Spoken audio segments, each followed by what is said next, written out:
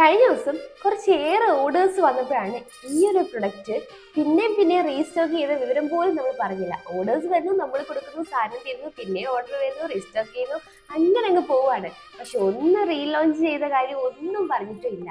നമ്മുടെ പവിത്രം താലി, അതായത് നമ്മുടെ എഴുത്താലി ഹിറ്റായ ടൈമിൽ ഇറക്കിയതായിരുന്നു ഈ കരിമണിച്ചേരില്.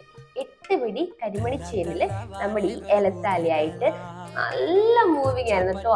അത്ര ഓർഡേഴ്സ് കിട്ടിയ ഒരു ഐറ്റം ആണ്. കാരണം അതിന് പ്രത്യേക ഒരു ഭംഗിയാണ്. ഇപ്പൊ നമ്മുടെ വിഷു ഒക്കെ വരുവാണ്, നിങ്ങൾ സെറ്റ് മുണ്ടും സെറ്റ് സാരീസും ഒക്കെ കൊടുത്ത് ഒരുപാട് ഷൂട്ടും ഒത്തിരി പ്രോഗ്രാംസും ഫങ്ഷൻസും ഒക്കെ വരികയാണ്.